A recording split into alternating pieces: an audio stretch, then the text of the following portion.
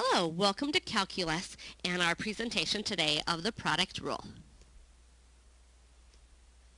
The product rule is used to find the derivative of a product of two functions. So if we have a function, y equals u times v, and u and v are both differentiable, then we can find the derivative by taking u prime times v plus u times v prime. Verbally, most people describe this as take the derivative of the first times the second function plus the first function times the derivative of the second. I think the easiest way to see this is to do a few examples. So our first example, y equals x to the fourth times cosine x. If we want to find the derivative of this, so y prime, we're going to take the derivative of the first. So our first part, we're just going to look at x to the fourth. The derivative of that would be 4x cubed. So the derivative of first times the second function, so times cosine of x, plus the first, or x to the fourth, times the derivative of the second. Derivative of cosine x is negative sine x. I like to just simplify this down just a little bit. So we're going to have 4x to the third times cosine x minus x to the fourth sine x. Example 2. Here's a situation where we're going to have to use the chain rule as well as the product rule. So we're going to start off again by taking the derivative of the first. So from the beginning here, it's going to be a little bit tricky. The derivative of the first, using the product rule, 6 times 8x plus 9 to the fifth power.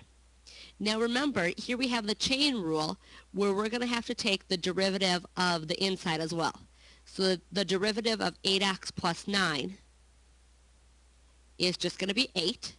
So that's the derivative of the first times the second, which is 5x plus 4 to the third, plus the first, 8x plus 9 to the sixth, times the derivative of the second, 3 times 5x plus 4 to the second power. And again, we're going to have to take the derivative of the inside using our chain rule. So we're going to multiply that by 5. So simplifying that down, I'm just going to combine my constants. So y prime would equal, I have a 6 and a 6 and an 8. So 48 times 8x plus 9 to the fifth times 5x plus 4 to the third, plus I had a 3 and a 5, so I'm going to have 15 times 8x plus 9 to the sixth times 5x plus 4 squared. We need to simplify this down a little bit further. You'll notice that we have the same binomial in each. So we're going to factor out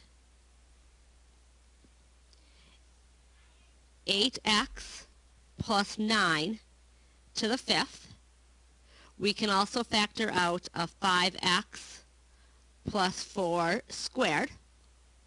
That's going to leave us 48 times 5x plus 4 plus 15 times 8x plus 9. If you multiply the 48 and the 15 through, we're going to have 8x plus 9 to the fifth times 5x plus 4 squared times that inside part will simplify down to 360x plus 327. I have a limited amount of time, but that's just algebra. Once again, the chain rule has to often be used with the product rule.